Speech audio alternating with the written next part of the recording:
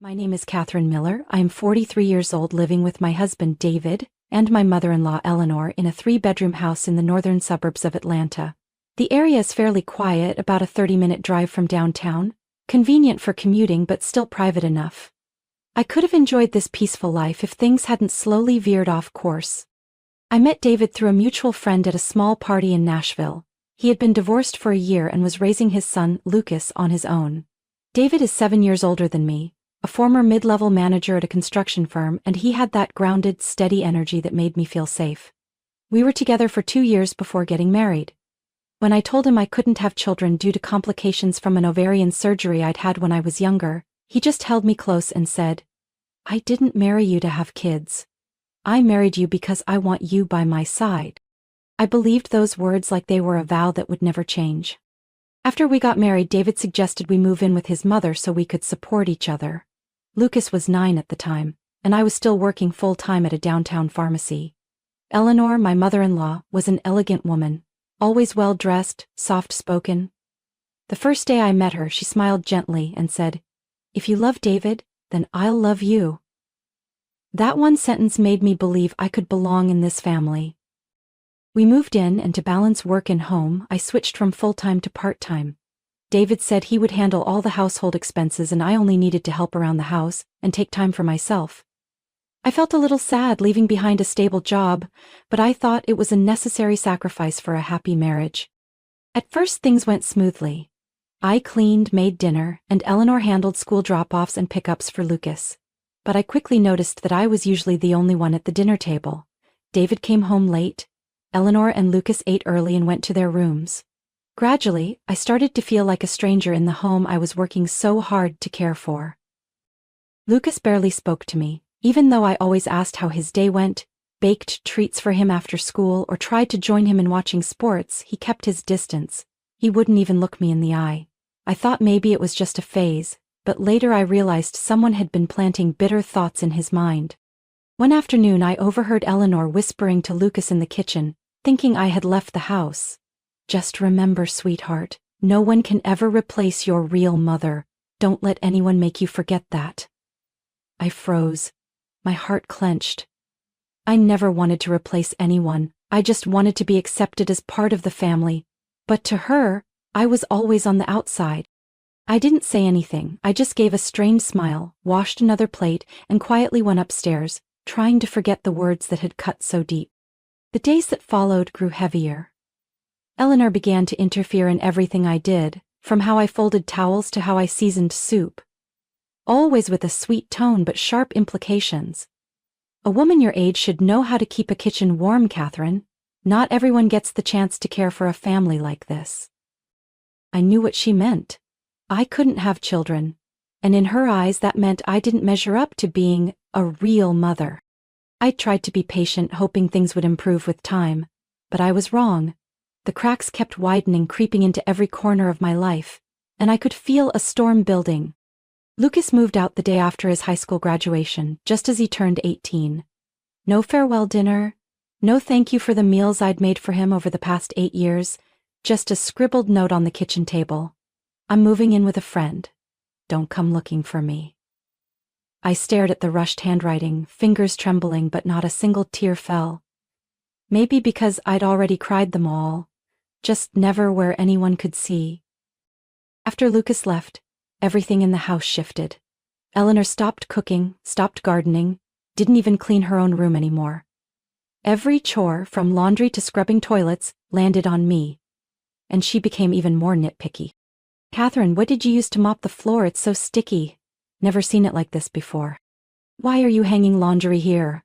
Letting the sun hit the front of the house like that? What will the neighbors think?" I used to smile and brush it off, thinking that patience might soften her, but I misjudged. Patience only made her push further. One evening I made lasagna, David's favorite, and left a portion for him in the oven. Just as I was about to bring it out, Eleanor blocked the kitchen door. "Who do you think you are cooking that? Do you know how amazing David's first mother-in-law's lasagna was? Lucas once told me yours made him want to skip dinner." I stood frozen, fingers tightening around the hot tray. Comments like that became more frequent. And I started to feel invisible in my own home. David kept going to work as usual. He still hugged me before leaving and texted, "Heading home soon," every afternoon. But it started feeling like habit, not affection. He never asked how his mother was treating me, never noticed I'd become a full-time maid without pay. One night I came home early, hoping for a quiet dinner with David. But when I stepped in, Eleanor was already seated at the table, planner in hand, voice commanding. "Saturday, you need to wake up earlier. I've scheduled a full closet and garage cleaning, and wipe down Lucas's windows. They're disgustingly dusty." I forced a smile, said nothing. But as I turned away, I heard her mutter, just loud enough, "No kids, no real job, nothing special. I still don't understand why David married someone like that." For the first time, I stopped walking. Not because I hadn't heard hints of this before, but because this time I felt something break inside, like the final stone added to a bridge already under too much weight. I took a deep breath, didn't look back, and walked upstairs as if trying to hold on to the last shred of dignity I had left. I started writing down every task Eleanor gave me, every dish, every chore. The more I wrote, the clearer it became. I was a guest in what I once believed was my home. At night I lay in bed listening to the laughter of David and his mother downstairs. The living room I hadn't been invited into for over a year. One night when David was asleep, I opened his desk drawer. Inside was a financial report. All the utility bills, internet, and household expenses for the past 6 months had been paid through my account. My name was listed on every auto payment. I had agreed to help with some costs, but no one ever asked me if I was okay with this. My heart sank. I closed the drawer and stepped out onto the balcony. The Georgia night was cool, stars scattered across the sky. But inside I felt hollow. Somewhere far off, cars passed along the freeway, steady and indifferent, like a city that didn't care about broken dreams. I stood there for a long time and asked myself, why am I still here? No one needed me. No one asked if I was okay. And the most painful truth? Maybe they really did think I was unnecessary.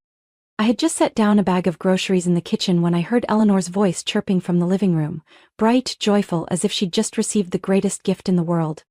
"This is wonderful, finally a grandchild, thank you, Lucas." I froze, hand still resting on the bunch of greens. I stared at the wall in front of me, trying to understand what I'd just heard. Lucas had a child? 1 minute later, David walked into the kitchen, phone in hand, face blank. He avoided eye contact, and I knew exactly what that meant. He already knew. And he had no intention of being the one to tell me. I quietly stepped into the living room. Eleanor was sitting in the armchair, her eyes sparkling like a child on Christmas Eve, the phone beside her displaying an ultrasound image. "Lucas and his wife are moving back here next month to have the baby," she announced, not even glancing at me. "Sarah doesn't have any family nearby, and Lucas wants his child to grow up surrounded by family." "What about me?" I asked, my voice soft but clear. "I live here, this is my home." "It's not your home," she replied, her tone cold as ice. "You're just David's wife, and we don't need another woman in this house making a mess of things. We're finally going to have a real family, a child, something you could never give us." Each word tore into me like shards of glass. I had braced myself for cold stares, for snide remarks, but nothing could have prepared me for being pushed out of my own home, simply because I couldn't become a mother. "What are you saying?" I asked, my voice cracking but still composed. "That I have to leave because Sarah's pregnant?" Eleanor crossed her arms, lifted her chin like she was delivering a verdict. "Exactly. We need space for Lucas and his wife. I'll be redoing his old bedroom, and you should be mature enough to step aside. Don't cling to something that was never really yours." I looked at David. He still stood there, fingers tightening around his phone, eyes turned away. The silence was crushing, and in that moment I realized I was completely alone. "David?" I called his name, clinging to one last strand of hope. He didn't answer, just gave a helpless shrug. That, more than anything, was the cruelest response. I turned and walked to the bedroom, each step heavier than the last, as if even the floor had turned against me. I didn't know how long I sat on the edge of the bed, my heart hollow, my mind spinning. 8 years I had been here. 8 years of meals, folded towels, carefully arranged flowers in the living room. And now, one ultrasound photo was enough to erase me like I'd never existed. I used to believe that even if I couldn't bear children, I could still build a family. With love, with patience. But to them, love had no value unless it came with blood. That night, I didn't sleep.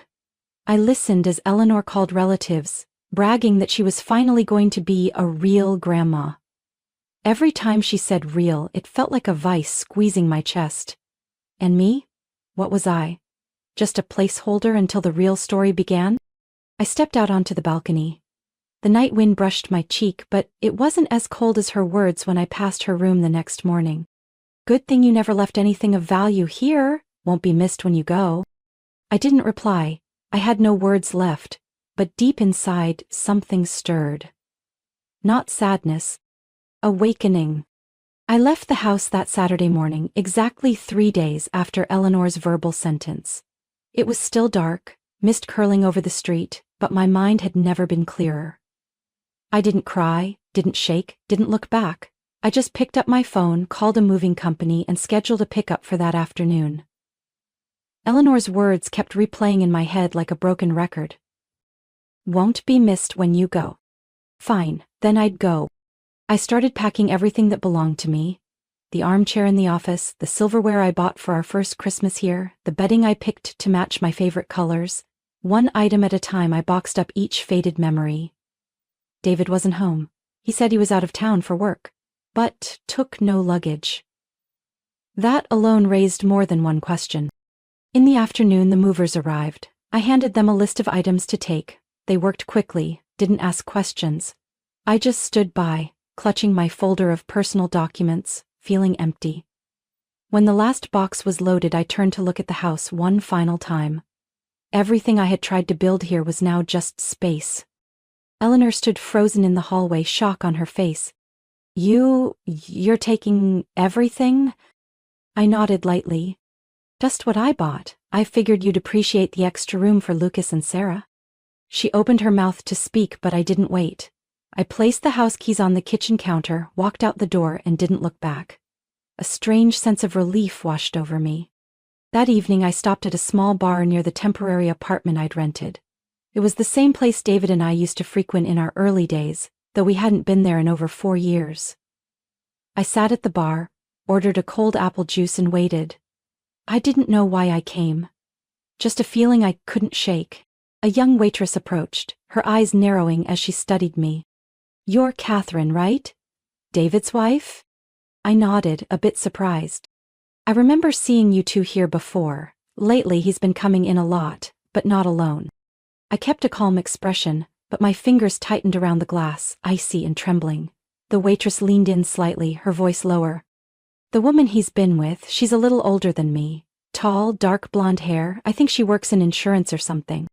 I nodded in thanks, pulled out my phone. No need for further explanations. The puzzle pieces were falling into place. That night, I started digging. Credit card statements, GPS logs, every business trip with no emails from his company.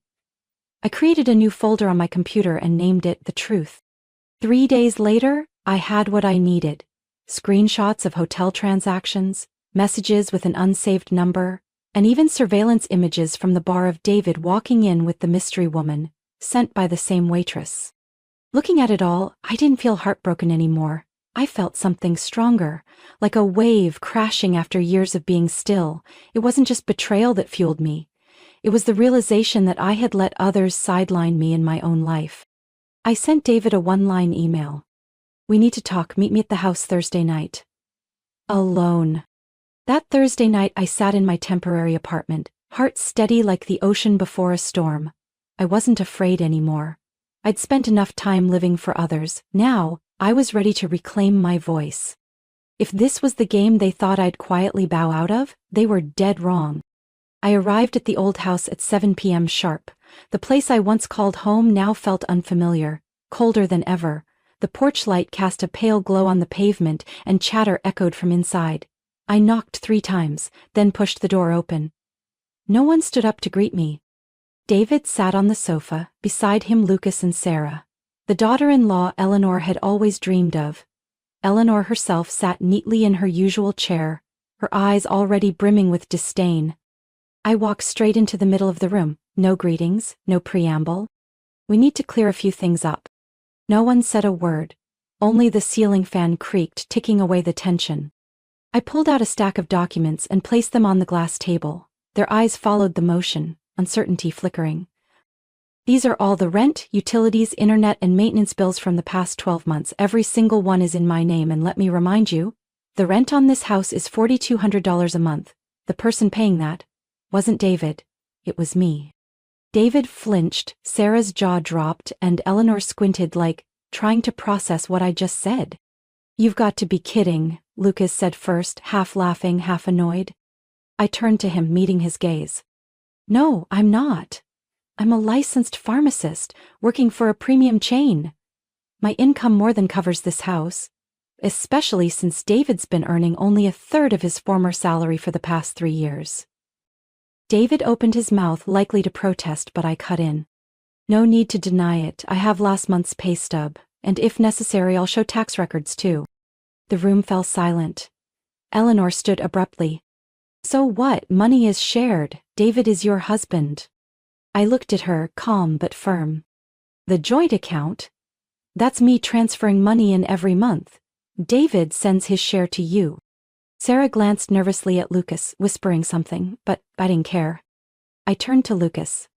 "You and your wife are expecting a child. I'm not standing in your way, but if you plan on living here from now on, you two will cover rent. All of it. That includes utilities. I'm done being your financial sponsor." Lucas went pale. "We thought it was going to be free. Mom said the house was being passed down to us." I laughed, not with pain anymore, but with bitter clarity. "Nothing's being passed down. This is a rental, not owned. And the lease? It's in my name, not David's, not Eleanor's, certainly not yours." David froze. He knew I was right. The lease had been signed under my name to meet the credit requirements, something he had asked me to do to avoid legal complications. I pulled out a copy of the lease and placed it beside the stack of bills. "I'll be withdrawing from the lease at the end of this month. The landlord has already been informed. Anyone who wants to stay can work directly with them, and be prepared to pay at least $4,200 a month." Eleanor said nothing. She sank into the chair, her eyes no longer proud. I glanced at Sarah. She was holding Lucas's hand, but her face was tense. "If that's too much, maybe look into something more affordable. A 2-bedroom apartment on the north side of the city runs about $1,200 a month." David stared at the floor. I knew he was ashamed, but there was no reason for me to protect the truth anymore. I slowly stood, slung my bag over my shoulder. "I came here to set the record straight. I've done that. Any further communication can go through my attorney." I turned and walked toward the door. No one stopped me. No one called my name. Only silence followed behind me, and the cold early spring wind sweeping across the porch, like it was washing away all the years I had spent living for someone else. I had just reached the door when Sarah suddenly spoke, her voice shaky. "You said you're leaving the lease. What about David?" I turned around, locking eyes with David, who hadn't said a word all evening. He sat there, shoulders slightly hunched, like he was bracing for a storm. I smiled, a faint, icy smile. "I think David will be just fine. He still has Mary." The room went dead silent, like someone had unplugged all sound. Sarah whipped her head toward David, her face going pale. "Mary? Who's Mary?" David opened his mouth, but nothing came out. His hand trembled slightly before rising to rub his forehead, as if hoping the moment would vanish if no one spoke of it. I set my bag down, pulled out my phone, and opened a photo. David grinning ear to ear at a cafe, sitting across from a woman with dark blonde hair, their hands touching over the table like no one else existed. I placed the phone on the table, letting the image speak. "This is Mary, David's coworker, the one he's been traveling for work with these past 3 months." Sarah stammered. "No way, Mom, did you know about this?" Eleanor stood frozen, then slowly shook her head, her face gone ghostly pale. I looked at David, truly bewildered for the first time. But I gave him no room to speak. "I don't care who knew. I said it because this is where it ends. I don't want an apology. I don't want pity. I just want clarity." David stood but didn't approach. He only nodded quietly. "I'll sign the divorce papers." I nodded, there was nothing more to say. Sarah collapsed into the chair, covering her face with her hands, her muffled sobs filling the thick silence. Eleanor stood like a statue, no longer the commanding woman who once ruled the house, with her chin held high. I walked out the door, this time for real. No one walked me out. No one called me back. The door closed behind me like the final page of a chapter I had tried to preserve far too long, even after I had nothing left to give. 3 weeks later, I moved into a small apartment on the west side of the city, just 1 bedroom and a balcony overlooking a quiet little river, but enough to feel like I was finally starting over, this time for me. I returned to working full-time at the pharmacy, and I also took on a side project training new pharmacists. The days were long but fulfilling, because now everything I did was for myself. I began sorting out all the legal documents. The divorce papers were signed and filed less than 2 weeks after that confrontation. David didn't contest anything. Maybe he knew. It had been over for a long time. No one had just had the courage to cut the cord. I got rid of all the decorations I had once picked carefully to please my mother-in-law. I bought myself a new rug, lavender, my favorite color, the same one Eleanor used to call too dreamy. I started planting. A few pots of mint and lavender lined the balcony. Every morning I made coffee, sat under the early sunlight, listened to the gentle hum of cars on the street below, and felt my heart getting lighter. One day I received a handwritten letter, no return address, but the handwriting was familiar. It was from Lucas. Catherine, I'm sorry for not understanding you. When I was younger, I always thought you were trying to replace my mom, but the truth is, you were just trying to be the adult in a family that never truly welcomed you. I remember all those times you showed up to cheer me on at my games. I never said thank you, but I noticed. I hope you're doing well. I'll try to be a better father than the ones I grew up watching. Lucas? I set the letter down, overwhelmed by a feeling I couldn't quite describe. Not because I wanted to go back, but because I realized that sometimes walking away is the only way to give something good the space to grow. I smiled faintly. That story had closed. And finally, I had chosen to live for myself. One Friday afternoon, just after finishing my shift at the pharmacy, the receptionist called me over with a small, carefully wrapped package. I was surprised. I hadn't ordered anything recently. The handwriting in the top left corner was strangely familiar. When I got home, I opened the package to find a handwritten letter and an old photo. Lucas and me at his high school graduation, with me adjusting his tie while he blushed. I sat on the sofa and unfolded the letter. The paper smelled like fresh ink. The handwriting was stronger than before, but it was still Lucas. Now a husband. And soon, a father. Catherine, you may not want to read this, but I still need to write it. There's something I've owed you for a long time. I'm sorry. When I was a kid, I thought you came to ruin what felt familiar. I was influenced too much by Grandma's whispers. That you were trying to take Dad away to replace my mom. I believed it so deeply that I chose to be cold and distant instead of getting to know who you really were. But now, with Sarah pregnant and me about to become a father, I'm beginning to understand. Not everyone who gives you life teaches you how to live with kindness. And not everyone who didn't give you life is a stranger. I remember the times you'd sneak cookies into my backpack when I skipped breakfast. I remember how you always saved me the best piece of barbecue even though you were the one who cooked it and never took any for yourself. I remember you sitting with me for hours, helping me with math I absolutely hated. Grandma always said you were fake, but now I know, no one fake could have been that patient for so many years. When you left, I thought I'd won. But a few weeks later my mom told me you were the one who paid the rent all those years. I was stunned, not because of the money, but because I never realized just how quietly you sacrificed. I hope you can forgive me, not because I deserve it, but because I don't want to carry this guilt forever.